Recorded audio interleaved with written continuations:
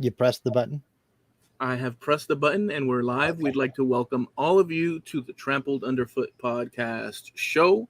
We go live every Tuesday at 6:30 Western and 9:30 Eastern. And we're your hosts, Mark Lindsay over there on the West Coast and Eloy Escajedo on the East Coast. What's going on? A lot of stuff going on, and I don't mean to start this on a strange or uncomfortable note, but I have a bone to pick with our sponsor, Okay. Steve Nealon. I have a bone to pick with him. You done me dirty, Steve, not knowing it. And I hold you completely to blame. This is a case of Steve, he lives in the South and in an area that's kind of known for rough weather. And every once in a while, not every day, but every once in a while, when they're having bad weather, and we're talking like, tornadoes, major thunderstorms, stuff like that, Steve will post a link to this guy. His YouTube channel is called Ryan Hall Y'all. He's a storm chaser. And he works with a crew of storm chasers, and they go around following tornadoes and, serious thunderstorms and things like that. And just on a whim one day, I clicked it to see what was going on. And Steve, you dirty rat, that is the most addictive stuff I have come across in ages. I mean, it's miles away from me, but I can't not watch. So much so that other storms chasers are now starting to appear in my suggesteds. I mean, and this guy, I'm not kidding you, Eloy, he does like 8-hour live streams. And he was in earlier because, Wisconsin, yes, Wisconsin's getting beat up right about now. And here's hoping everybody comes out okay. I mean, they had tornado warnings, they had like 9 going at one time, but you can't not watch. And it's like an 8-hour live stream. And I kid you not, Eloy, at one point he had 20,000 people watching that live stream. 20,000 viewers. I mean, I break out the party hats when I get into double digits. I can't imagine 20,000 viewers. But it's like Steve said, his son is up in Wisconsin for work. I couldn't not watch. I'm nowhere near Wisconsin. The only connection I have with Wisconsin is some cheese in the fridge right now, but I couldn't not watch. And I blame you for this, Steve. You're burning up my daylight. I've seen that channel before. It's come up on my or maybe I clicked it from Steve. I'm not sure because it's been a while. If he's posted it before in the past, then I've clicked on it. And tell me if I'm wrong, but it's a guy that's sitting at his studio location with many windows, and all the trackers and maps and such Yep. are popped up on the screen, and he's going from one place to the other. And Yes. okay. Yes, doing all of that. And I think it was, I don't remember if it was earlier this week or if it was late last week. He was out on the road himself because his area in Kentucky was getting hit. So he was out in the vehicle chasing storms too. So, yeah, Steve says, I have posted his lives for months. Yes, you have. And it was probably, I want to say it's been 3 or 4 weeks ago. I finally said, well, let me go see what Steve is posting about. I hope he's okay. And it was nowhere near Steve at all. It was somewhere in, Kentucky or Iowa or something like that. And I'm like, or no, it was in Arkansas. And I'm like, why am I watching this? I'm nowhere near Arkansas.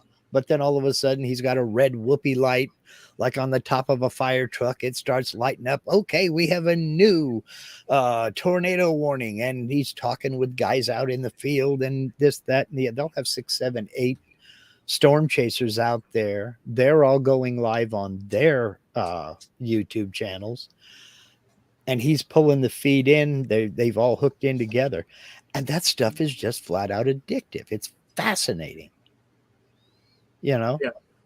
So thanks for sending me down that rabbit hole, Steve, and thanks for giving me that new time sink. Like I needed another one. Well, there's a lot of stuff out there that that is enticing, and there's plenty. I mean, we all know there's plenty of content or videos or whatever you want to call it, articles and such that interest us. You know what I'm saying?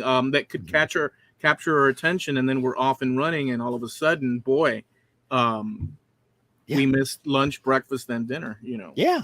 I mean, it's odd. And how my mind works. I'm sitting there eating dinner with Linda a little bit earlier, and I says, "Man, I got a topic for the podcast, and I'm going to have to say something to Steve about this because this is just ridiculous." And I told her all about it. And we get finished with dinner, and I'm sitting here writing a few notes. Yeah, I want to talk about this, and I want to talk about this, and then suddenly I couldn't remember what the heck we talked about at dinner. I was going to talk about something and I can't remember what it was. And I went in and said to Linda, there was something that I said I wanted to talk about on the podcast. Do you remember what it was? And she's like, no. Damn it. Well, okay, we'll just wing it, I guess. And what did I do? I came in and I sat down and I brought him back up. I said, oh, that's what I was going to talk about. This time suck. It's 100%. Yeah. So, I mean, we have a unquenchable curiosity for whatever we're curious about, or that strikes our fancy at a moment. Squirrel. Exactly. Steve says I post when it's near family or customers. Yeah, and I can see that. But you sucked in a guy on the West Coast too. So, let's see. Jerry, Polly Wants a Crafter says we get the same thing when California CHP does a high-speed chase. I never really got that interested in the high-speed chase thing. How about you? I did. I was living in California, and I saw my first one live while being in California, and I was completely engulfed in the chase. And I was wondering, see, I don't understand about car chases. Like, do they really unless you're next to the Mexican border, do you expect to get away from the long arm of the law? I mean, didn't they watch that movie already?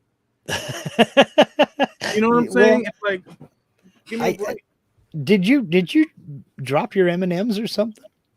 No, I'm getting a influx of these gnats. Oh, okay. and I'm killing them, and they are drawn to the light of the screen. And as they arrive, I'm killing them because so I'm actually committing mosquitocide. Okay. As we talk, I'm committing mosquitocide, if you want to call it that, or a little creature aside. I don't know what kind of animal. Insecticide. It's insecticide. Yeah, Jerry says you were over there twitching like the Rain Man. Yeah, well, I thought maybe you dropped your M&Ms and you were trying to pick them up or something. I didn't know what was going on, man. Well, I mean, I can't just have them wandering about my locale here. This is my domain, and I shall snuff them out. Yeah. Even though I'd prefer them to live long and happy insect lives, I don't want them to interfere with my stuff. Yeah. And so, if I could take a spider and take a little stick and wrap the little, if it's growing on the corner somewhere, and I could wrap the little stick on the web and pull the little spider out and put it in the garden, I will actually do that. I don't want to kill. Not only do I not want to hurt other people, I don't want to hurt other creatures unless there's things that you have to do for substances and that. But sure. I'm not interested in and all the while I'm saying that, I'm here annihilating a whole batch of little creatures. Well, that's the human. That's the human contradiction, and yes, it's not a contradiction but it is in a way, well, I have mixed feelings about spiders. Now I know all spiders have venom because that's how they get their prey. But, black widows, I have a zero tolerance policy with. I'll squish a black widow just as fast as I see it. But house spider, and that's what I call them, house spiders. I don't know what they are. That's not a black widow. So I kind of take now you crawl across my bed or something like that, you're monkey meat. But if, you're cruising across the carpet heading, I leave them alone because they do eat their weight in bugs. But,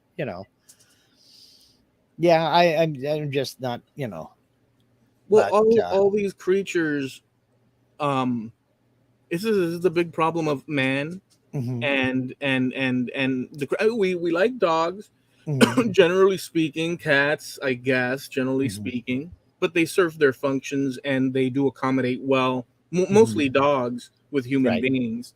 I think that's the epitome. The dog to me is, in my opinion, I could be wrong, I don't think so. It is the height of man and animal bonding in a relationship of mutual benefit, Yeah. in my opinion. Yeah, I think I agree with that because I can't think of another species that bonds with humans more than an animal does. I mean, you've heard the old joke. If you want to know what unconditional love is, it's real easy. You put your wife and your dog in the trunk of your car, close the lid, and come back in an hour and see which one is happy to see you. Yeah. You know, I mean, I mean, good luck. Number one, get good luck finding the super compliant wife that's just going to jump in the trunk of the car and go, "What are we doing here?" It's so much But so that in ancient times you could go looking, particularly in Europe. You could look in Europe, but I think you could go in other parts of the world. Going back in mhm, time, a long time ago, they mhm, have dug up graves, and yes, the human being is buried with articles of decoration for their jewelry and such, and weaponry. I mean, for goodness sakes, they even bury whole ships in the yeah, northern reaches, from the edges of Siberia all the way towards the eastern western board of the upper northwestern region of Europe, but they also find people being buried with their animals, yeah, with their dogs. You'll find ladies. I mean, down in Pompeii, mhm, they found their people buried with their little pet. I mean, mhm. maybe they were buried because the ash came down and got them, Right. It was but pyroclastic flow, but your point is well taken. They were clutching their pets. yeah, You know. because there's such I some people there's some evil people out there. Yeah. There are such evil people out there, Mhm, so evil. I mean, we're none of us good nor bad, in my opinion. I think we're a sliding scale of possibilities for each sure. human being. I've taken a hold of that concept very strongly because I think it answers a lot. Mhm, A human being that you consider good, um, because of their actions, behaviors, and reactions, still contains within them, whether they acknowledge it or others may or may not acknowledge it, just on a psychological level, contain the ability to do great catastrophic harm.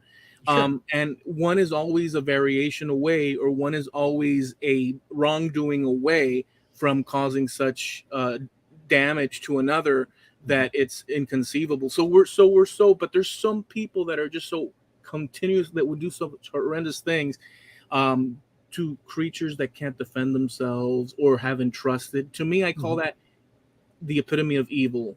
To Yeah, I do agree with you there. I Yeah, agree with you there. to do harm to one that is entrusted, Mhm. entrusts their themselves to you, is just unspeakable. Yeah. Yeah, Yep. Yep. I agree. You get no argument out of me there. yeah, they're our little None out of friends. me there.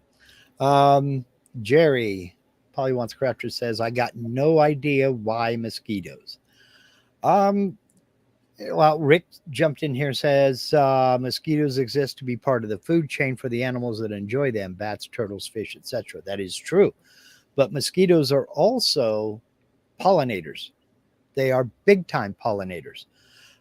It's only the female mosquito that bites you, and then only when she's, let's just say, in egg.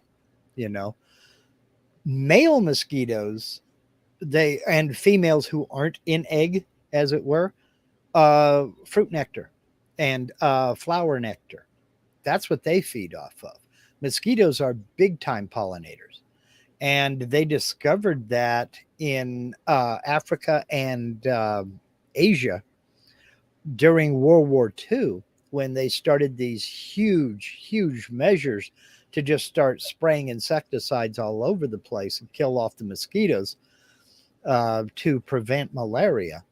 They discovered pollination rates also dropped dramatically. And at first it was like we killed off the bees. Then it was like, no, you didn't kill off the bees, you killed off the mosquitoes. There were no bees there to kill. You killed off the mosquitoes, and they are the pollinators. So it, that's why mosquitoes. So, but I used to think the exact same thing. If we could eliminate mosquitoes, think of the millions of people's, the millions of lives that could be saved every year. You can't eliminate the mosquitoes, because if you do that, you interrupt the whole cycle, and then the plant life starts dying off. So, I have a big question mark when it comes to, or like the toe dipping in the proverbial pool to check for temperature, when it comes to organizing the world in great ways, disrupting the natural flow of things, in terms of,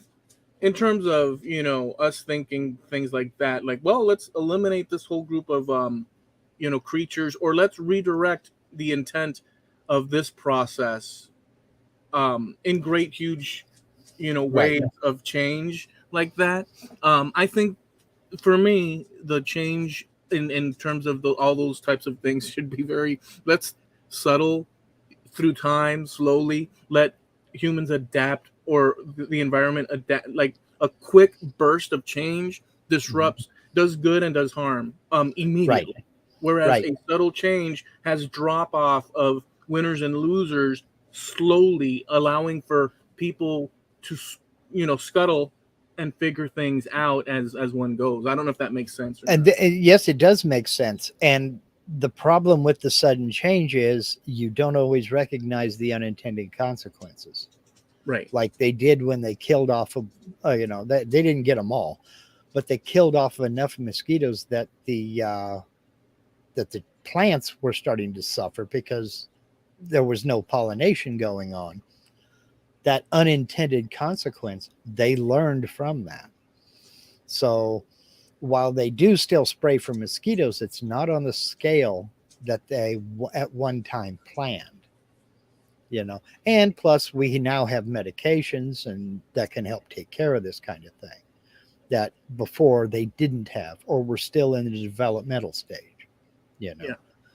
so the a lot of times I do think we can not only learn from nature and the natural cycles of things, but a lot of times we are able to mimic those things and correct some of our mistakes.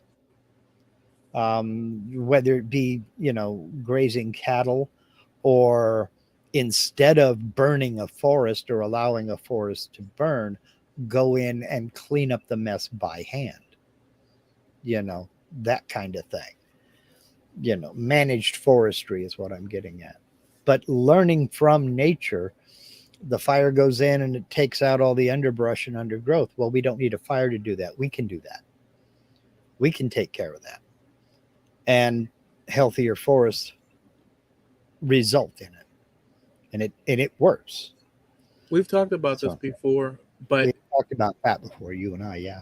in your area, in my area, it's different. It is different.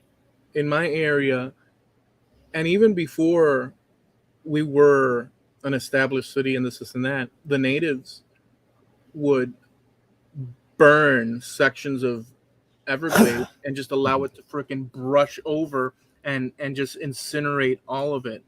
mhm. And then it would but we're a different environment. And then it would all ash into the shallow waters, Hmm. and that would feed and the nutrients would feed the soil, and the next season things would start to green again and pop up, and Hmm. areas that are that are in need of burn, and Hmm. it's sort of like, um I guess it's Yes. like when you're a farmer and you have to like pull the soil or Hmm. stir up the soil and Yeah. allow it to refresh for a few years. The same thing happens out here now with humans involved here. Hmm. We don't want that stuff Right. burning our homes over, so then we have to Right. fight the fires. You know. Well, out here, it's like the final solution. It's when the understory, they call it, and we're talking dead pine needles and rotting branches and trees that are storm damaged or attacked by insects or what have you. When that trash builds up to a certain level and it's so dry that I mean, just the least amount of a spark will set it off like a box of matches. Yeah. Then next thing you know, 500,000 acres are gone. And that Hmm. has happened here several times over. It is more frequent now since managed forestry was abandoned in the late 1980s and early 1990s. It never used to be this way. Well, they're discovering now that that is the problem. As the fuel load builds, the danger of wildfire increases. Yeah. And the timber industry was reducing that fuel load every year. They weren't clear cutting entire sections. They were selectively going in and harvesting. It was a science. It is a science. And they abandoned it. And now, wow. But Yeah. learning from nature and replicating certain things from nature benefits everybody. It benefits nature because that final solution is not necessary, and that's why we have 2,000-year-old redwoods 50, 60, 70 miles away from us, is because they go in and do what nature used to do, keep it cleaned up, basically, so the fuel load doesn't get that high. Yeah. Now there's no guarantee, there's no 100%, and still a thunderstorm could roll through and enough lightning strikes happen that you do have a major forest fire in the Sequoia National Park or up here in the coastal range. But so far, it hasn't happened. So you know what can you say? It's a Just different environment. mm-hmm, mm-hmm, Up in the northern part of Spain, um, it's mountainous. yeah, It's mountainous all over Spain, and mm-hmm, then there's valleys. But in the north, you have very, very tall mountain ranges and people living in the up the mountains and in the valleys, of course, within those mountains, as mm-hmm, people do.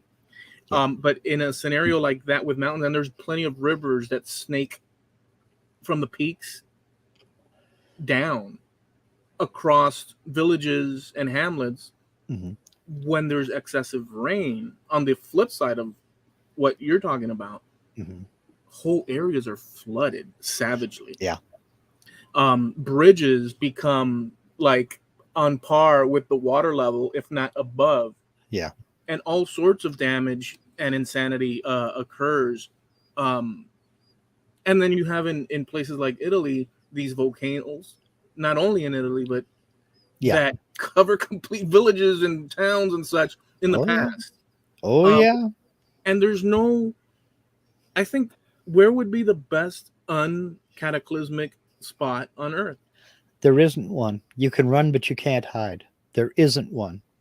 I mean, we used to say, well, it would suck to be down in California because of all the earthquakes. Well, newsflash, cousin, we have new earthquakes up here too. You know, so you can run from the earthquakes. You go east a little ways, then you got to worry about tornadoes and flooding, like you're talking about. Oh, well, crumb, we got to get away from them. So let's go further east. And then you have to deal with hurricanes. Now, to you, hurricanes are a big deal depending upon the category. They're a You big know, deal. They're a big deal. they're a big deal, but you're still there. They're not a big enough deal to force you out, is what I'm getting at. Well, no, So I mean, to you, I mean, you have spent a couple of years in California, but to you, a major earthquake might be something that would scare the living bejeebers out of you. Now, to me out here, earthquakes are a way of life. Hurricanes scare the living bejeebers out of me. I can't imagine going through something like that, no, but hurricanes scare the bejesus out of us too. but not enough to make you leave. Well, there's other factors involved too, you know. I mean, so a I, lot of I, I people. I understand that, but that's what I'm getting at. It's not the deciding factor to make you run. So, No, but some people are some people. So yes, it's not. So there's an amount of pain one is willing to endure, or possibility of pain one is willing to endure, in the greater scheme of things. But where would the perfect, or most perfect that you could imagine place to set up camp on Earth, where no natural disasters or just the very minimal or even at all, where is that spot, that I don't sweet spot? I don't think there is one. There's no sweet I spot. don't think there is one. I mean, you can look at some of the Pacific islands, but those islands got there somehow. Yeah. Well, no, So but like you're looking at volcanoes. I mean, I mean, Linda says every place has its dangers. Just got to decide what you're willing to endure. That's true. It's what you consider to be at what your level of acceptable risk is. But I don't think there is a place that doesn't have any kind of a natural disaster. Because if it's not too much water, it's not enough water. If it is an earthquake or fire, it's tornado or hurricane or blizzard. or volcano, blizzard. I mean, I don't think there is that perfect place. I don't know that there is. But okay, so in the United States, Mhm. um, wouldn't okay, so we never hear any problems up in Maine. I know they have huge cold freezes and horrible Mhm. this and that, but you don't hear of cataclysmic stuff in the Maine region or Vermont. No, you don't hear about it because they're too cold to say anything. No, I'm kidding. You know what I'm so I that little area seems to be, other than the cold, extreme cold, it seems to mhm, be less earth shaking, like Tourette, literally speaking. Yeah, literally speaking. you're probably pretty close to it, but if you don't consider a blizzard to be an issue, then again, it's down to your level of acceptable risk. I mean, I don't even know what how dangerous a blizzard could be. If you're secure in your house, I don't know. I mean, I'm sure that the lights can go out and all the problems that occur. Hmm. But if you have stuff to burn to keep you warm and a place to burn it to keep you warm, I guess I would reckon you're kind of set. Right. But you better have enough food stockpiled because if you go to open your door and the snow is above the doorway, if you ain't prepared to dig a tunnel to get out of there, and where you going to go if you do? You know, you That's why may very well be stuck. they should build houses on like a log, that like a totem pole, so that the ice slides down, and then it has like a little ladder on the side, so that the family has to slide, and then they'd be safe. You're assuming they don't. Jerry Brown says freezing cold is just as bad as an earthquake or a tornado. Um, yeah, you know, Tell the people in Vesuvius yeah, really, that next time you see them like this, yep, really. your Rick earthquake French wasn't so says bad. spent an entire 40-year career, 40 plus year career working disasters, multiple states, multiple kinds of storms. Vermont had major flooding in the fall of 2011. That took several years to rebuild from. Okay. That So was 2011 in Vermont. so that Okay. that eliminates Vermont from our list of possibilities. Yeah, what you mean our list? I'm happy right here. I'll take an earthquake. I'm fine. Well, I mean, we had Mount St. Helens blow in 1980, and that's 300 miles to the north of me. You talk about getting buried in ash. We weren't, but places up north of us were. right. But that's the anomaly. That's not the norm, you Yeah, but know? it's a big so if it's a big anomaly. Yeah. So Once if every it 100 years or 80 years or something like that, you know. Mount St. Helens blew in 1980. I want to say it was 1909 Mount Lassen blew. It may have been before that. But that's the anomaly. It doesn't happen every day. It's not like there's, lava flowing, you know, every day. It's just not the case. There is in Hawaii. Linda says, had an argument with a guy about the volcanoes in Hawaii. He thought they were stupid to live there with that risk. I countered with fires in California. Yeah. And the next year he got burned out. Yeah. I mean, you can run, but you can't hide. well, doesn't the all along the West Coast, isn't there the San Andreas Fault? Yeah, we're in what they call the Ring of Fire, and it's seismically active, and there are volcanoes, there are earthquake kind all over the place because it's just offshore from us, about maybe 35, 40 miles, something like that. You have one tectonic plate, it's called a subduction zone. One tectonic plate is sliding under another. And as it's not a smooth slide, it's just like boom, it's sudden jar. And that's where the earthquakes come from. But along with that, you have magma vents that come up. And that's what most of our mountains here on the West Coast, in like the Cascade Range, most of these mountains are volcanoes. And they may be extinct or dormant, but that's what they are, you know. Um, So we do have that risk. I mean, Mount Rainier is dormant. It could blow any day. but Um, what's the because I remember growing up, I don't know if it was a joke amongst friends or what we saw on mhm, TV. What's the risk of, because one of the things and I didn't think about it when I was in California at all. mhm, It uh-huh. seemed like to me the West Coast seems like paradise. Yeah. To me, from my perspective, coming from Miami, going to the West Mhm, Coast and seeing just the the nature in over mhm. there, even though there's a bunch of people and this and that, but just everything, it's like this is pretty darn close to paradise in my opinion. Yeah, it's California, beautiful country.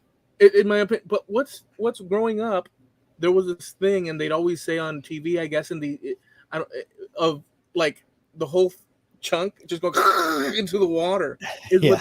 what they say. It doesn't sound realistic, but they would say that. I don't know if you recall something Yeah, like that. yeah, we always called it the big one.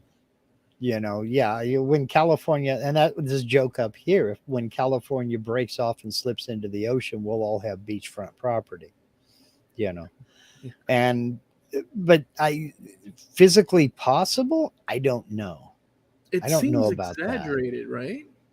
Oh yeah, it's a major exaggeration, but by put forth by people who've never really experienced the quakes. I mean, I don't know if you experienced earthquakes when you were down there. You probably did. I was having dinner with some friends, Hmm. and somebody said, "Oh, by the way, we just went through an earthquake," and I was like, "Oh, I didn't feel a thing. Yeah, I yeah. didn't feel." Most of them go unnoticed because they're just not strong enough to feel. Rick French says one of the first declared disasters that I worked in New York State was an earthquake. Who would have thought? Well, as far as they can figure out in the continental U.S., the biggest earthquake, they estimate the biggest earthquake was on the New Madras Fault. And that's in the middle of the country. That's along the Mississippi River. And there are fault lines all over the place. I mean, I can remember a news report not too not too many years back. It was, I want to say it was 5, 6, 7 years back, about like a 3.0 earthquake in Georgia. And it freaked them out because they're not used to that at all. But you can have an earthquake anywhere. There are fault lines all over the globe. So There's it just happens that we happen to be right by that subduction zone where the Pacific plate goes under the Juan de Luca plate, or maybe I have that backwards. But that's what causes so many of them out in this neck of the woods. there's a video that I saw a long time ago. I found it interesting. Um, Inconclusive, I don't know, but whatever. And they were talking about, Pangea, Mm-hmm.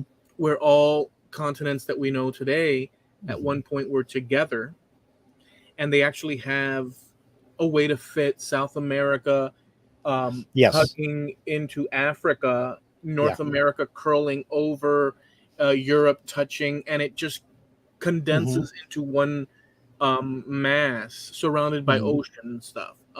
I guess it's a theory. I mean, they noticed the plates. I don't know how valid it is or not, but this video was putting forth the idea that in order for all of this to happen, even with the fault lines, this is Mm-hmm. the weird part. The Earth had to have been smaller, and what they show is, it sounds wacky, right? Because you would think that, just because they were explaining that these land masses are not just sliding over the top of the Earth. You're Mm-hmm. having Earth, move. So what they did was they showed the Earth today, Mm-hmm. and then they made it so that it would shrink, so everything would come together. But for everything to come together, the Earth needed to shrink in size, and then they repeated the process by expanding the Earth and showing the plates moving and this and that. So um, the concept that they're putting forth is that in order to get to where we're at now, the Earth had to have expanded, and it was a Maybe it did. weird. It was a weird. Well, have you ever seen, those, during Fourth of July, those little black tabs that look like they're like little black tabs. You unwrap, you put it on the ground, and you light it, and a little snake Oh grows. yeah, yeah, yeah. Um, so it starts off as a little tab, but when you light it, that little tab becomes bigger with that snake. And So keeps it's kind of expanding. Yeah. right. So it's kind of like that, as opposed to the tab where the expanded part is very brittle Mm-hmm. because it's just ash. It's just carbon. Yeah. Um, Maybe something as like that, where the Earth, as magma pushes up and plates start to expand, the stuff inside um makes the surface grow by sheer and pushing it out. And maybe it sounds ridiculous, but that was kind of the idea that they were putting forth with that. I don't know how true it is. I just found Well, this reminded me of that. who could tell? Who can tell? I mean, nobody was there to write it down. I mean, I guess it's possible, but anything is possible. But because plate tectonics is still a relatively new science, and while they keep making new discoveries all the time, I've heard several people in that sphere, and I got really hot and heavy into this when we lived in Hawaii. I've heard a lot of people in that sphere within that science say that for every discovery they make, they also discover how little they know. Oh yeah. So every discovery leads to more questions that can't be answered yet. Now, again, that was 20, 30 years ago. So Lord only knows. I Oh mean, yeah, yeah, yeah. I had or I watched this debate where the topic was, how valid is, religion, as opposed mhm, to, is it scientific and this and that. Just broadly speaking, there was a neuroscientist mhm. lady, getting her, I guess, I don't know what the title thing, but she was a very young lady, but she's got her brains in between her ears. And then there was this guy that was saying, no, absolutely not. It's ridiculous to even consider and this and that. And she put that same idea that you just put forth. She said, Mhm. the more we learn as we get into Mhm. the cell, Mhm.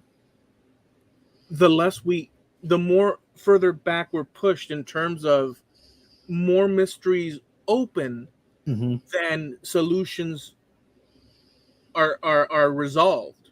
Yeah. The more we go out into something, Mhm. the more problems, unsolved issues start to spring out Right. in front of us. So as we take that journey from not knowing to knowing, we're learning, but once we arrive at an area of new discovery, before us is laid out an infinite amount of more mysteries that we have to tackle in order to continue forward. Right. And so Exactly. and that, which is kind of what you were saying, and so and so that was the argument within the thing, and they wouldn't have it. And so when I watched those type of sort of conversations, um there's an amount of ego when it comes to Yes. how much we know. Yes. And you can be confident in knowing certain things because you can put forth the idea, but to say that you have something figured out, I mean, you have to be very uh, if you have it figured out, nobody can contradict you because you can lay it on the table. And the fact is, nobody can contradict, nobody can say that in terms of these big questions, of Yeah. life existence and the universe and everything. Well, I mean, that's the default position of any scientist worth their salt, is to say, we don't know. The evidence indicates this, Yeah, but we don't know. yeah, And the more we think we discover, take the human brain, you brought up neuroscience. The only reason we know as much about the human brain as we do know is because we have been able to study what happens when certain areas are damaged. That's what it takes for us. That's what it took for us to understand what part of the brain controls what part of the body, our physiology, our emotions, and things like that. When certain portions are damaged and this person can no longer control his limbs, for example, now they know, okay, this portion of the brain has something to do with that. They cannot say that's a direct cause of that problem, but they can now start looking in that direction. And the more they discover, the more they discover that they don't know.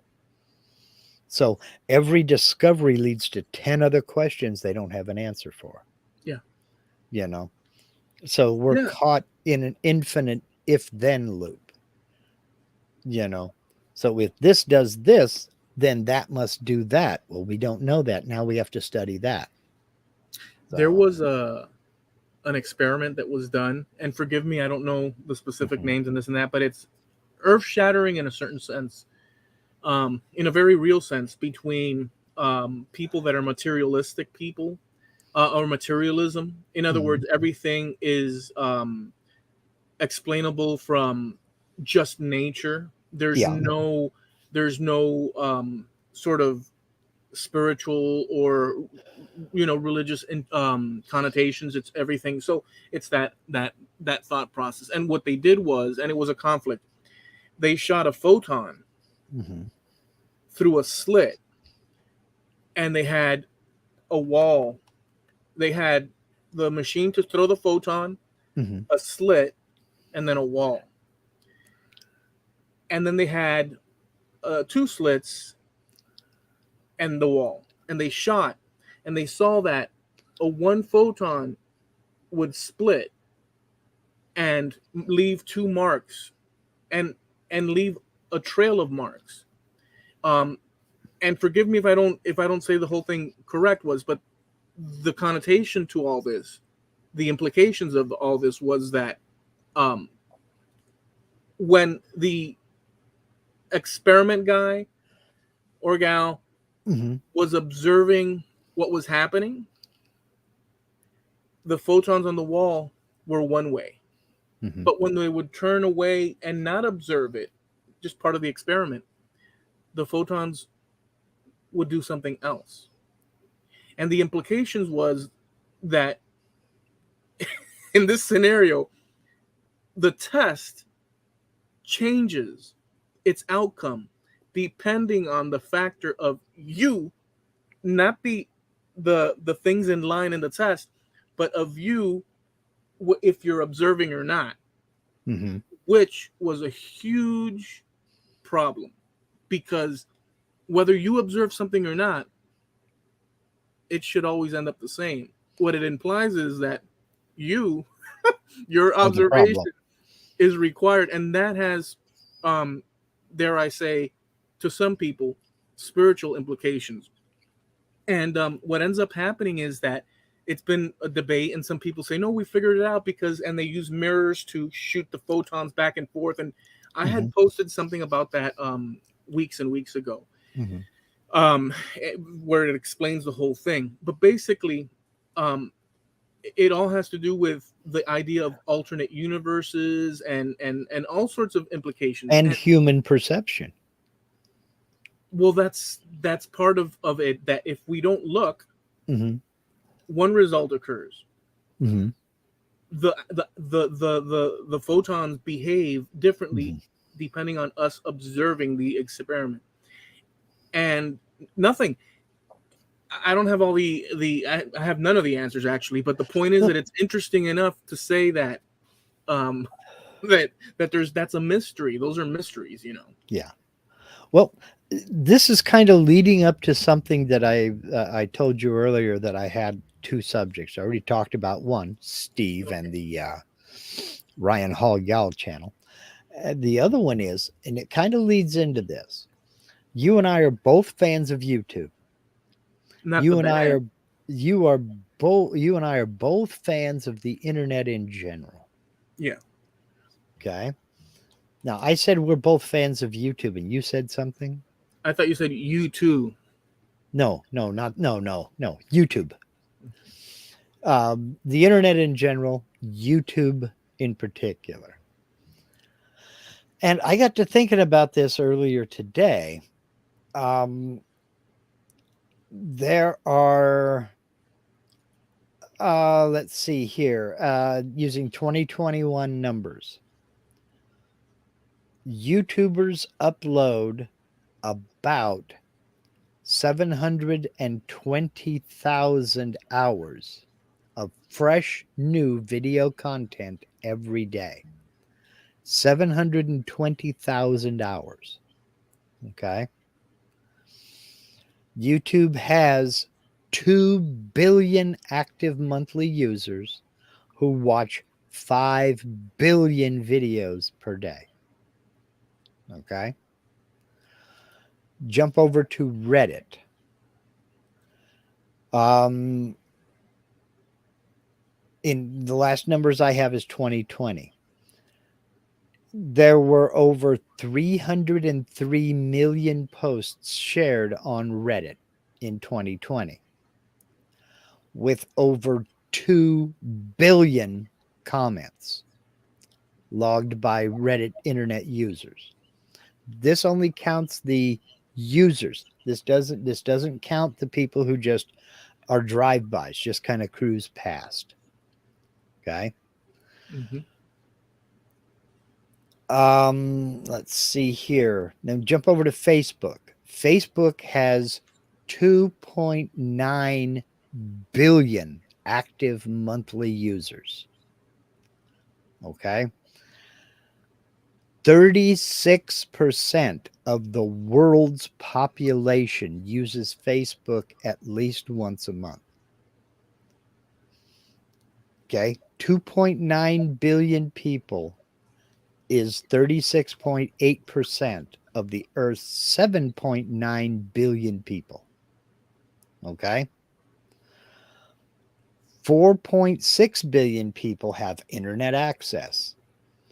That means 58% of everyone on the internet uses Facebook.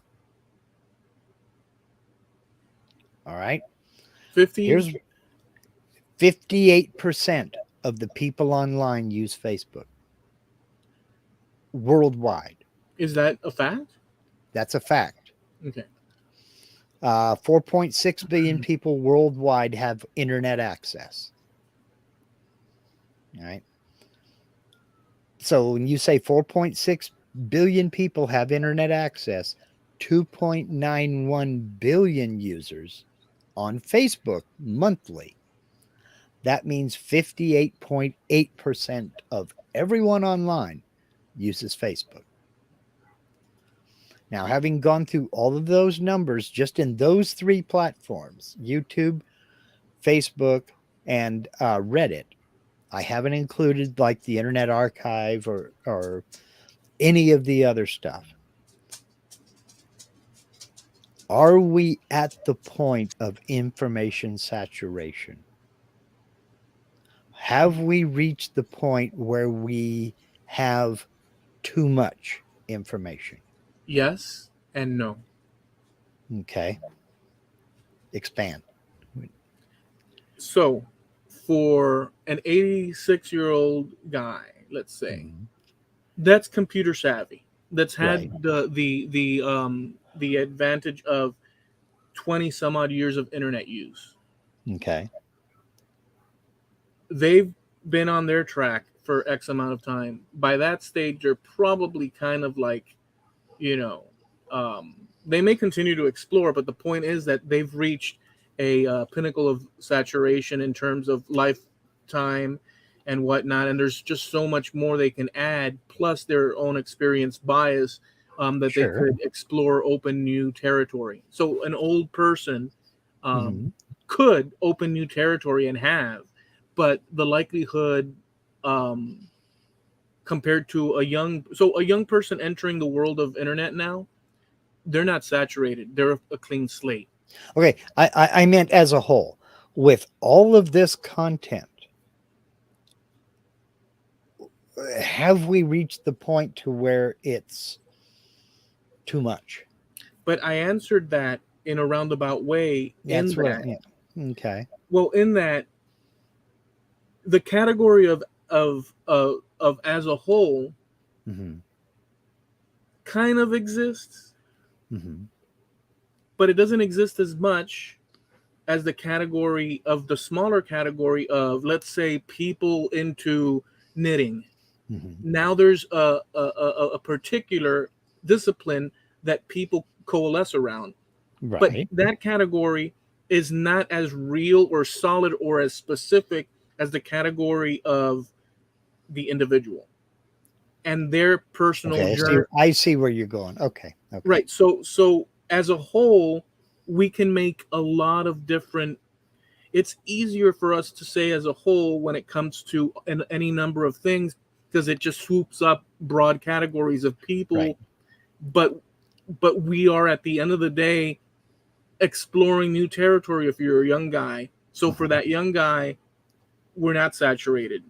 As Right. a whole, Hmm. um, you could argue either way. Hmm. You could argue whether it's beneficial or not either way, Yeah. because now you're dealing with 7 point something um, billion people, trillion people on Earth, Billion. Yeah. billion people on Earth, um, and that you can say anything about that, but you wouldn't be right. You Yeah. can't say anything.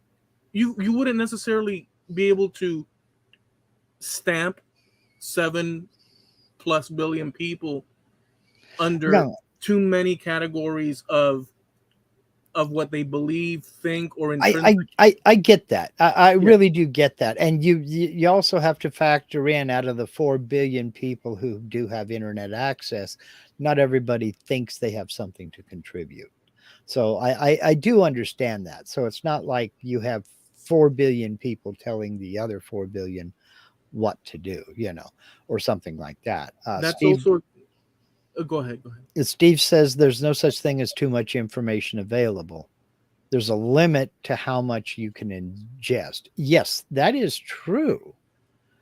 Um, but I wonder. will we reach a point where we say, let's stick a fork in it and see if it's done?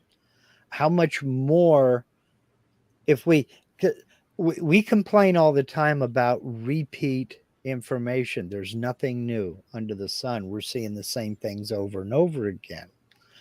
We're seeing different takes on the same thing over and over again from different people. And I think everybody has a story to tell and everybody has a contribution to make. Whether you think you do or not, I think everybody has a contribution to make. But I can't help but wonder is if 200 videos on how to make, let's say, something simple and stupid like a table saw sled. Sure, there's room for 200 more, but are they necessary? Are they really needed? If it's nothing new, you're just presenting another guy doing the same thing again and again and again and again. And I know the market's going to decide that. But have we reached a point and will we reach a point to where we're ready to say, yeah, we're done. We've done that. Yeah, the problem is what I mentioned in the beginning. I mean, I suggest we should take what I suggested very serious. I didn't say that I in do. passing just to be silly or disruptive. We are not a we. At some point, at some level, we're a we, Yes. but we're not a we. Understood. And that's what I mean when I said everybody has something to contribute. I do believe that. But your main question is, or one of the main points you made was, at one point, are we going to say put a fork in it and call it done? And the problem is the we is Mhm. what I'm trying to suggest strongly. So we can categorize. So this we situation is something that humans do to facilitate explaining grand scale things, Mhm. and because we need to make sense of the world around us.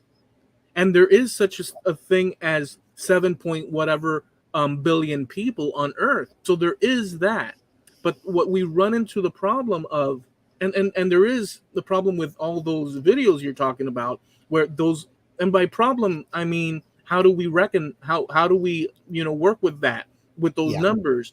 But the problem of the we, even though you could say there's a we, you have to define what the we is. Yeah. um I get that. okay, so if the we is we knitters, Mhm. um, that's still an uncountable amount of people, but now you've categorized it in a subcategory that we can sort of start to. But when you're saying the planetary we, there's no solution, or there's no. It, it's an uncountable amount of, like you and I right Right. now. We are you and I. Mhm. See, I defined the we as you and I. In the great scheme of things, for all our differences in particulars of thought, histories, and our similarities, we are more similar, Mhm. you and I, just by the simple sheer. In fact, you and I, and those people in the comments, all of us, have more in common under the category of we're all invested in gathering together for a little moment, Mhm. and we share amongst each other. So we're like a little mini community in the broader scheme of things. So we have, but we're not, although we're part of a bigger we, at the end of the day, all we are is individual. So basically, I'm trying to say is that there's no end to this. Okay. Well, and that's, I guess, where, let me rephrase it. Linda says, as a knitter, I say I haven't seen all the patterns yet, so no. Okay. Um, I guess let me rephrase my question then, and not stick a fork in it that's done. Do you foresee a time where people, various individuals, will start to kind of turn away from the internet because it's too much, because it's chaotic, because it's hectic?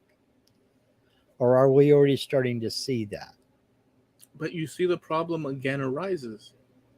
because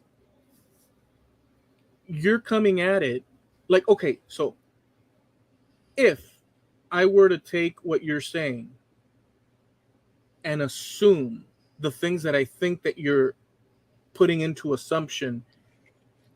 I'm asking a question. I'm not assuming anything. No, I'm listen to asking a question. no, listen to what I'm saying. 'Cause in order for me to get to where your question, Hmm. and if we're going to be fair and we're going to be judicious about it and we're going to be respectful of the question and not fool ourselves and Hmm. we're trying to figure out what you're Hmm. saying and treat your question as respectable and dignified as possible. i Sure. have to I have to think the following literally. Hmm. I can either A, fill in the blanks to everything that you're, because here's the problem. I can either A, fill in the blanks to what I'm assuming you're connecting with one thought to the other of what you think is too much that I would agree to, and therefore then I would say to you Okay. yes or no. But here's the problem. There are 7 billion plus people that might be thinking some weird, so in some Okay. sort of jungle with like an antenna and a computer that are thinking about the poppy fish that grows in this side of the Brazilian Yeah. jungle. They're not into. So what I'm trying to say is this: there is no way that there is an end to this other than I'm some. not suggesting. I'm not suggesting that there's an end to it. What I'm asking is, and I haven't drawn no conclusions, but I thought it was an interesting intellectual exercise. Much like people are turning away from television because for various reasons. Do you foresee a time where people will start turning away from the internet in much the same way? Because we have so many flipping, it's just too much. You have to then to be because it's. Are you talking when you say people? Yeah. Are you saying? No, I know you're saying people, but my question to clarify is: are you talking about a specific group of people? Because if you're No, talking about people I in mean people general, in. I'm talking about people in general. Yes, there's always going to be new people coming along that are going to check out this wonderful thing called the internet. But we've already seen, yes, YouTube, excuse me, Facebook is growing, and yes, 58% of the people online do use it at least once a month. But we're also seeing people move away from Facebook, getting off of it, and just dumping it entirely. We're also seeing people step away from YouTube. We know several creators who have stopped creating and just don't do anything on YouTube anymore. We have seen, yes, there are going to be people to replace them. But what I'm getting at is do you see a point in time where the new people coming in are going to be overshadowed by the number of people going out and saying, I've had enough and I'm ready to get back to regular life? I don't know. I'm of two ways about it. I don't think it's going to end. I don't think the internet's going away. I think the turnover of the users is going to be faster as time goes on, just due to the sheer numbers of people who are kind of starting to walk away. okay, so turning off the internet as a whole was the original thing, and or walking away from it just as a whole, and is that still more or less what you're saying? Like Yes. the decline of the internet and it being replaced by people not doing that and doing other things. Right. Right. That's what I'm talking The about. only answer I could as long as people are buying and selling, so to be as broad as possible, as long as people are invested in and making and getting food on the table by buying and selling on the internet, Hmm. as long as people are using the internet for so many things that we're not even Right. capable of being aware of, Hmm. that is a benefit to them, from things that I'm interested in, from as a layman, from Uh-huh. archaeology to genealogy to Sure. debating and towards. But those are my particular. As long as there's so many that's our communication style and entertainment style Hmm. and stuff. Other than the electricity grid disappearing all overnight or slowly, um, or some economic cataclysmic event, Mhm. even then the select few will still run the generators to power certain Yeah. maybe the select will have, I mean, you're talking about, if that were to be the case, you would be talking about, probably, I'm not sure of it either, the end of civilization as we know it, because the internet, for better or worse, is our next move forward into the future, as vital as anything that came before it. It is part of the human. I will agree with you there. I agree with you there. It's a source of any number of things. And the way Yeah, we use the internet has changed and evolved. Used to be it was used for email, and we had a GeoCity site. This is, I mean, we go back to, we're talking way before there was even MySpace or any kind of organized type of quote unquote social media. yeah. We've got some great conversations going on here. For instance, Rick French saying, I still post on forums. Whatever happened to list serves? Yeah, list serve, excuse me. I still use message forums on occasion. People find that to be this mystical thing. They don't know what a message forum is because most of the new internet users have come along from the Facebook age, you know? So we have changed the way we use the internet. It used to be just for browsing and reading. Now we've got a lot of interaction. We haven't even gotten into gaming. We haven't even discussed gaming. That's the biggest growing No, wait. To interject, part that is never going to go away. to Go ahead. interject using gaming, Uh-huh. that is something. Even though we may not do it Hmm. on a regular basis or at all, I have in the past. Hmm. That's still a category within our relative Yes. neighborhood, at least in terms of we may know a friend or 10. Yes. So And we it's, have, I don't see it ever going away. no, but the point is not gaming. But I'm using gaming Hmm. a step. Hmm. It's something in our ballpark that Yeah. we can relate to even secondhand. Hmm. But notice what you grabbed at, which I would do the same thing, because we have a set of things within our window that we're aware of. But Right. there's such insanity of variation out there when you're considering 7 point Yes. whatever billion Seven, people. 7.8. Yes. When you're considering that number, I can't even look. I can't. When people say a billion, Yeah. I know the number, but have I sat more than I've sat with thinking about what's the next movie, or like, I know the number as a placeholder, but have I internalized that number enough to say that You I can't. know a billion? I Yeah, can tell I you a know. billion, and this is the idea of a billion, and no, it's too And big. yes, and that's the whole problem with stuff like that. And that's one of the reasons why I kind of held back on some of this stuff, because there comes a point where numbers are meaningless, you know. Um, Impossible, yeah, to. because you can't wrap your head around it. I mean, when I hear that M&M Mars in one plant makes an estimated, they estimate, because even they don't know, they estimate they make 250 million M&Ms per day. How do you quantify that? How do It's not. you, yeah, the numbers are meaningless at that point, you know? It's too big But of a situation, of a number. the way we have used the internet has changed so much. And that's where I was going with this. Now we can sit in our house and never talk to a person at all, never see anybody, and do our grocery shopping. We can sit there on our phone and go through and put a bunch of stuff in the cart and say, we'll pick it up at 5 o'clock, pull up to the store, text, and somebody brings it out. You pop the trunk, they put your groceries in the trunk, and you go home. In some places, they'll deliver. We haven't got that here. We're too rural. They're not driving 500 miles in a day to deliver everybody's groceries. Yeah.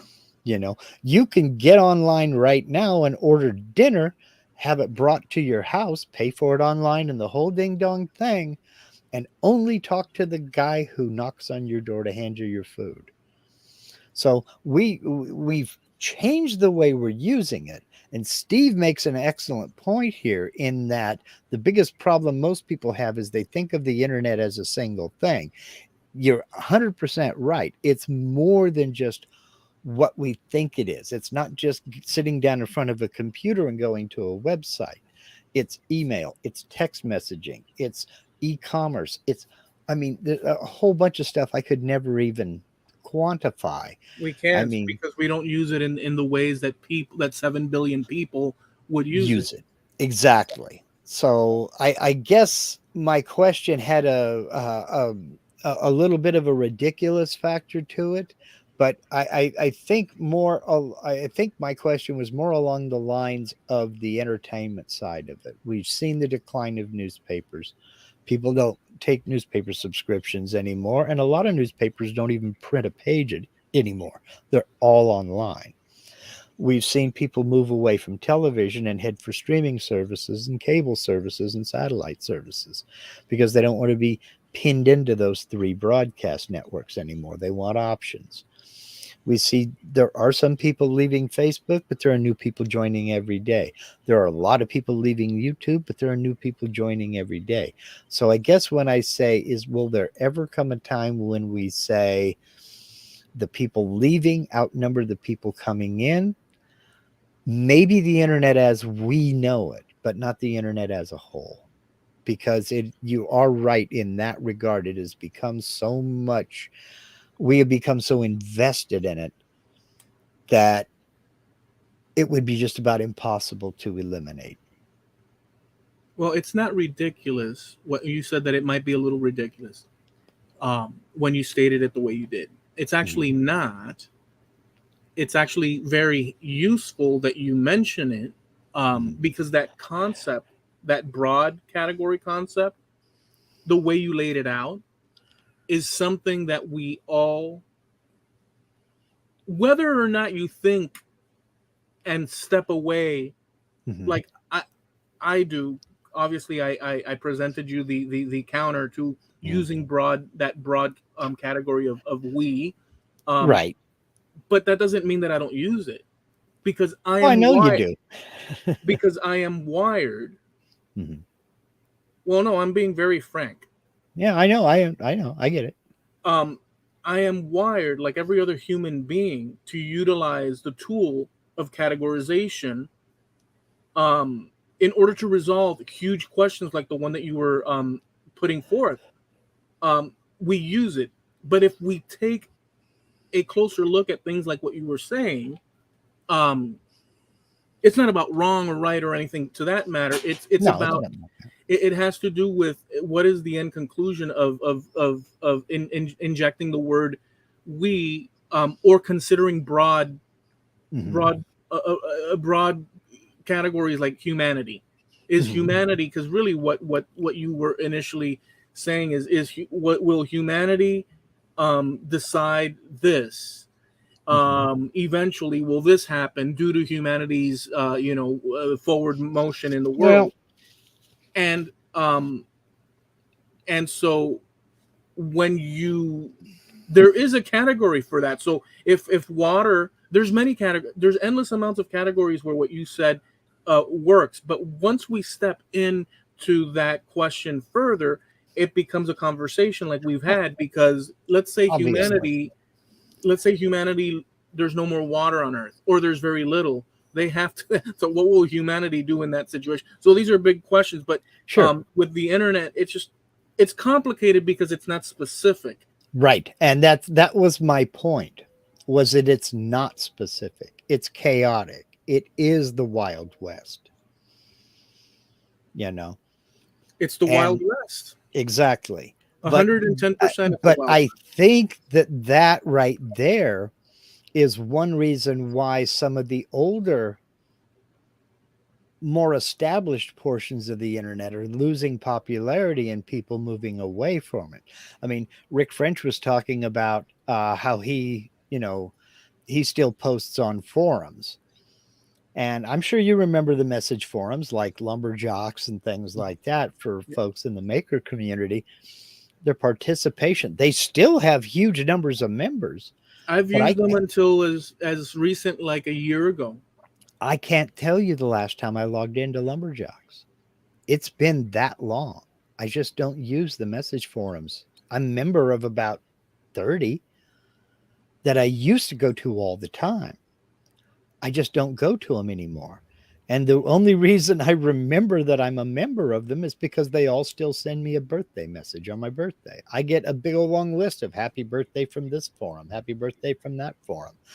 I haven't logged into you in 5 years. Why are you sending me a message? Because they never turned that off.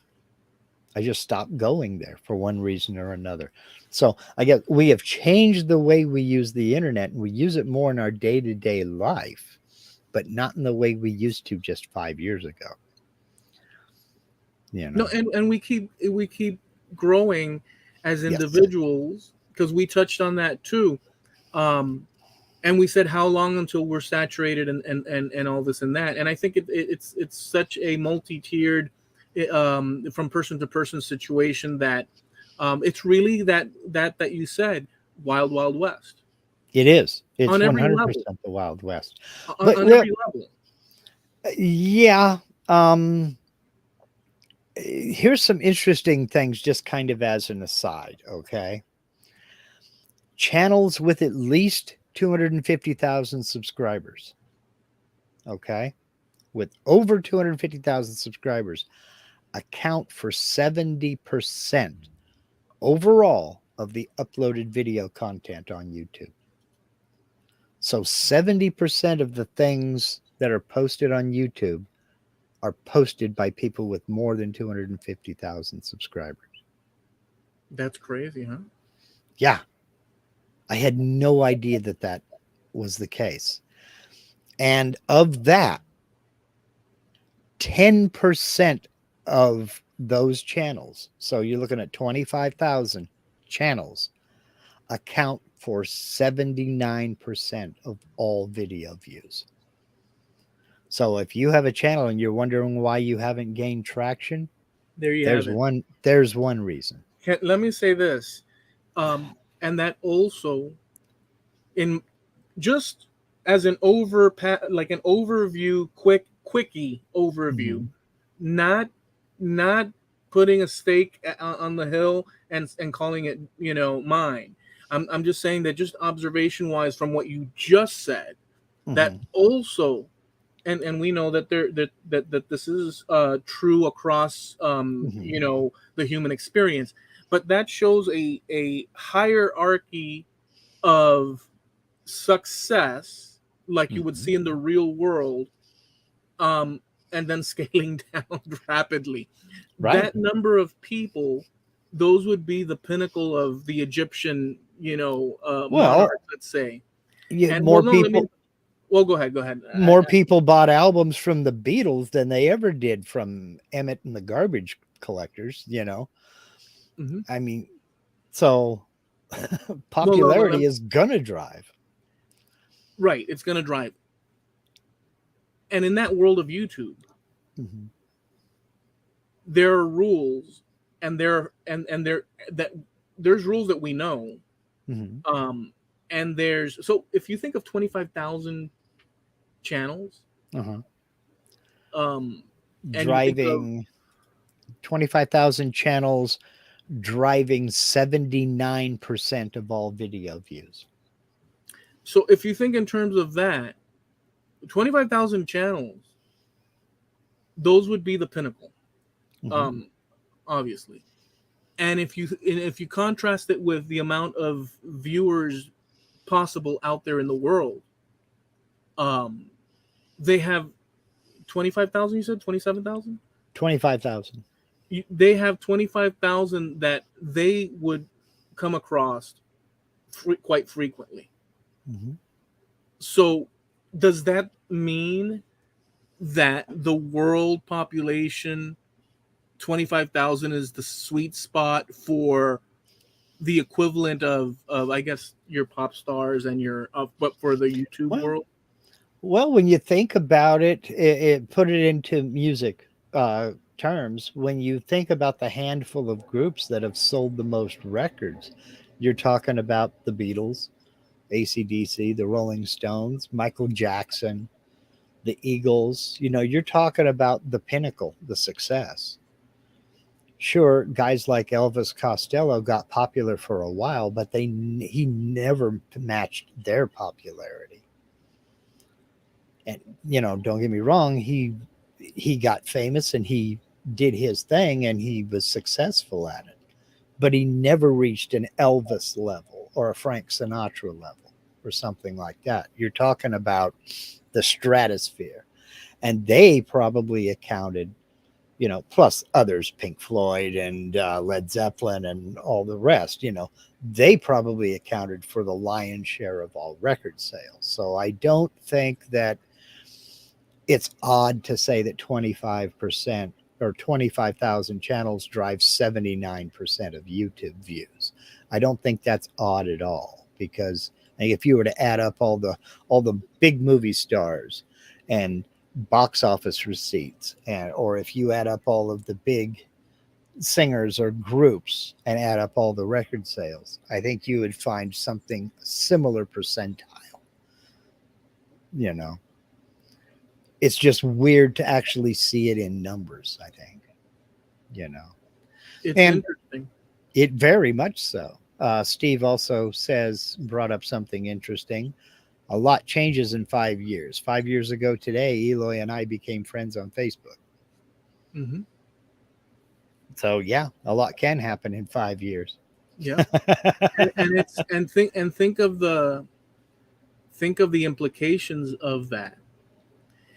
We so we could say that we met, or I'm sorry, we became friends on Facebook, which coincides roughly when we were hanging out Mhm. in the video chats during that time, um, right a little bit after. Yeah, But one could say, okay, that's an event because two people met, and okay, but and that's the broad category of and the rounding off. But the implications, whether we've considered it or not, of Steve and I meeting, and there's multiple factors involved even within that, yeah, is that we're here right now, here, you and I, and all of us here right now in this scenario. Because mhm, even though, independently speaking, you know, we're using this format and we're talking the things that we talk about, and we have the show that we do, um, one thing triggers another, associated with another and another and another, and your ship sailing on the open ocean heading towards one port within that 5 year time that Steve was mentioning, because of things that happen one after the other, that ship starts to steer in different directions yeah. until we arrive at where we're at now. So um it just websites, um different what do you call those things that we used to do, challenges, Hangouts. building Oh challenges, yes, building challenges and let's say maker challenges and collaborations and things like that. Yeah, conversations we've had, friends that we've associated with. When you take a moment with another person to focus on something, some sort of activity, hmm, you have now involved yourself in an activity with another person, whereas if that weren't to have happened, you'd be some off somewhere else. So it's a chain reaction, chain of sure. events and stuff. So it's an incredible thing to just ponder, something as simple as that. If we Oh would yeah. never have met, let's say, Oh none of yeah. us, you know Oh yeah. There are a lot of. I mean, the internet has changed my life in any number of ways. I have made some very good friends. I have met some excellent people. I have worked with, and I won't say for because I haven't directly worked for them. I have worked with some excellent people and excellent companies. I mean, the good far, far, far outweighs the bad. So, you know, heck yeah. I mean, it's opened up a lot of doors for me that never would have been opened otherwise. You know, It's insanity. No, yeah. I mean, you're the last person that should be even questioning that question. Well, more on that next week. I'll be able to talk about that next week. You're the last. But In fact, I'm going to tell no, you, don't I'm even talk I'm the poster child for all the good things that can happen to a person. on the internet. Yeah, Yeah, I and really am. and broadly speaking, I mean, yeah. Yeah. I mean, and that's to absolutely nothing in specific. You've got that deer in the headlight look right now. You're like Are you sure that's not the glare. yeah, the glare? You went like this for a second. Like when you started explaining yourself, you Hmm. were like, "Yeah, that is pretty darn crazy, It isn't is. Dude, it?" believe me when I say nobody is more mystified, surprised, or just freaking amazed than I am. Don't get me wrong. I'm enjoying every second of it. And I am grateful for every second of it. But I refuse to take it too seriously because it's like a soap bubble. It could all go boop, just like that. I have had moments when the internet has gone off. You guys know very well, Yeah. and um, I find it difficult. What do I do now? I find it difficult. Yeah, in my mind, I find it difficult to remember exactly what I did for entertainment. Yeah. Because even if you're wanting to focus on a study, we Uh-huh. use the internet for a study. Yeah.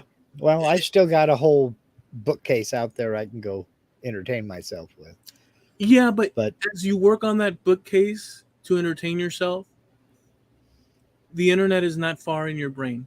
no, you're right. You're absolutely right. Because it is a massive case of what the hell do I do now?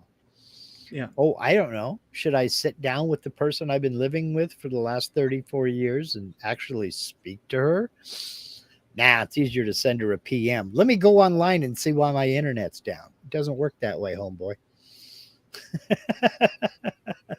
I mean, I mean, what do? We go back to libraries and what else? Movie theaters. Yeah. Um, just think malls would I Oh guess my gosh. malls would reopen, movie theaters would start going, Dude, um, people would be going to their banks physically. Um, could you imagine somebody who has never done it before have to try to figure out what's playing at the movies without being able to go online and seeing? Newspapers, magazines. But they don't print newspapers anymore. And I was surprised to find a magazine rack at Walmart the other day. It's not very big, but it's a magazine rack nonetheless. CDs would come back in. Yeah, I still have those too. Steve says, I remember what I did, but can't imagine going back to no internet. Yeah, really. Imagine how people will survive when there is no electricity. Exactly. Linda says, do I know you? No, you don't know me. I followed you home from the movies. You know, it's it's It's a big weird to say. no, it's a big one, dude. It's a big one because arcades could possibly because I mean you could still buy your local, but all the things skating rinks, all the things that people they're still around. Don't get me Mhm. wrong, but the Oh point yeah, is they're still around. in the vacuum of no internet, people would have to fill their time with other things that are available, and they would most likely return to the malls. Why not walk around the shopping Mhm. mall, window shopping at worst, and things like that, Yeah. but people Well, still do that. But my point is sure. that the people that don't would reincorporate into the world of the living, you Well, know. oh, they go watch because they don't know how to do it. Let me ask you this: when was the last time you went bowling? 10, 15 years ago. Really? Okay, so you've been bowling since I have because I think the last time I went bowling Oh my gosh. I'd have to ask Linda, did we ever go bowling together? Because ever since we've been married, I don't think we've done anything like that separately. I don't know. Did we? I know her and I have been skating. I was going to ask you, when was the last time you went to a skating rink? When did you last go roller skating? It would have to be 20 something years ago. Yeah, it's about the same for me. I know it was about the same for me. 'Cause Linda and I went roller skating together, and the first time I turned around and skated backwards scared the hell out of her. She thought I was falling. Now I would fall. I got pretty good at it. Yeah, so did I. I I mean, pretty practically good. grew up on skates. Well, I didn't grow up on ice skating. I'm talking Mhm. about. Oh no, I can't ice skate. My ankles are not strong enough to hold me up.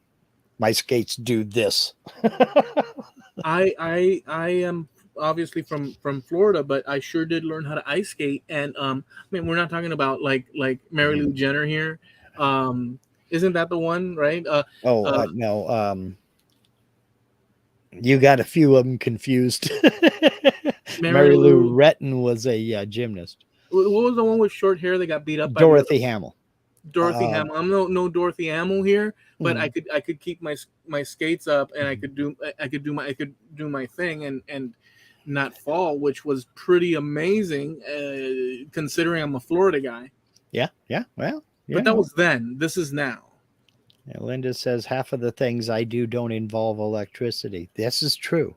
About half of the things she does don't involve electricity at all, unless you want to count the 37 lights you turn on so you can do those things.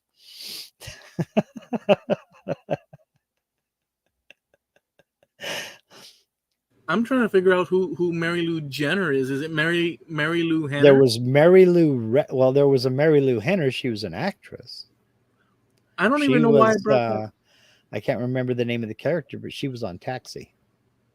Mary Lou Jenner. There is no Mary Lou Jenner, I don't think. No. So it was Dorothy Hamill?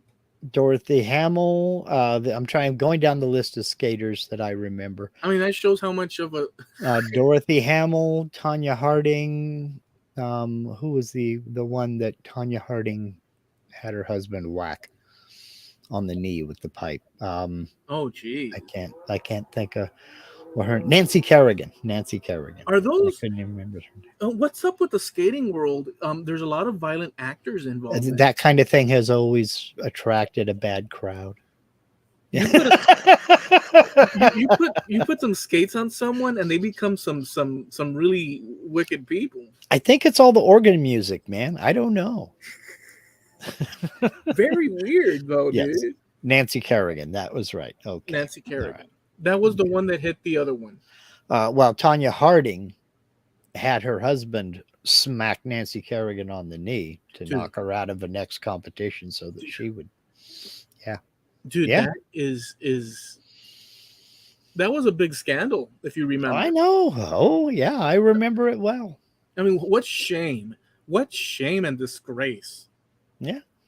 You don't do that just in order to win. Look, if they were in the battlefield, that's a different story. Like in a battlefield, but in an ice skating competition, have some freaking decency. Shh. I told you, man. That kind of thing has always attracted the wrong crowd. How do you feel? Imagine, and then they win and they sit at a table drinking and stuff.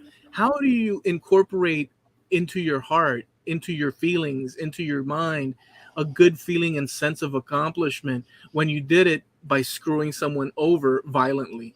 You have to be a sick piece of you know what, honestly. Well, I if feel so the good we shoe, won.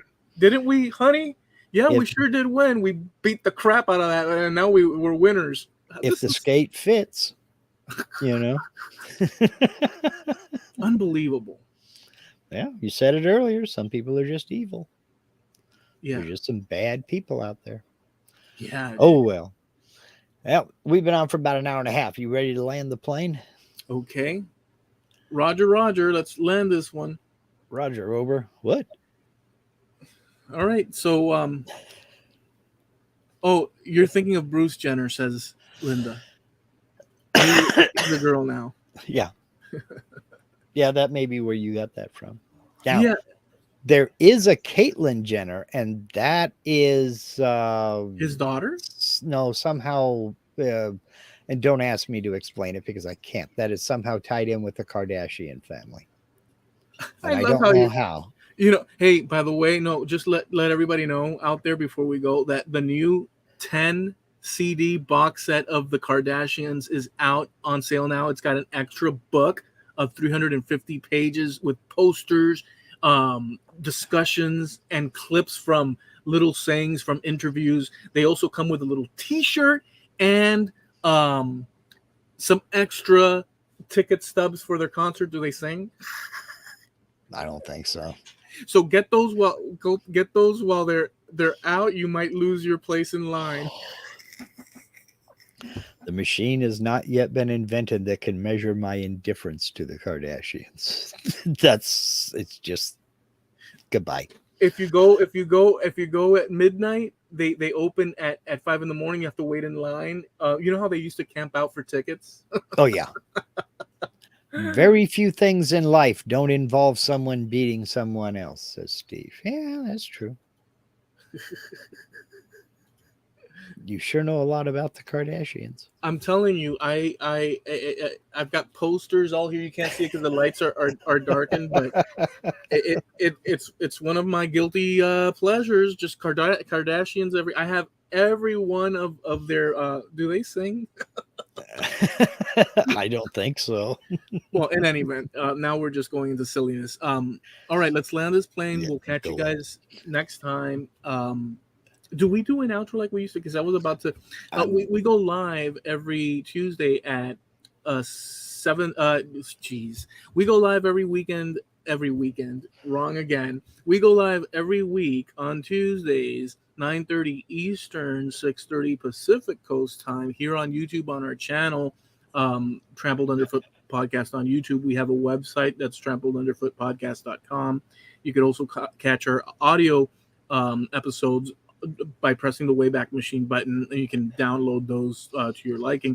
We also have a site on Facebook, which is the same name, Trampled Underfoot Podcast. You can catch the images and videos and such that we post over there in accordance with whatever we talk about during the show. And we're also sponsored by Harneo Media, your web solution. I'm waiting for Steve to get me new ad copy. So I'll just say for the time being, if you want to establish or increase your web presence, head over to harneomedia.com and have a chat with Steve. He will take care of you. If you're looking to get a website developed, if you're just looking for web hosting, if you're looking to create merch, develop a web store to sell your items, your products, your services, or hook you up with a print on demand company that can take care of that above mentioned merch. They take care of the printing, they take care of inventory, they take care of shipping, all of that stuff. You just sit back and let the orders come in. That's Steve over at Harneal Media. That's HARNEAL, sponsor of the Trampled Underfoot Podcast.com website. And there's a link in the description box of this video. All right. All right. So enjoy the rest of your week, folks. Be happy. Don't worry. Be happy. Do your thing. Enjoy it. Be safe. And we'll catch you next time. Peace. See ya.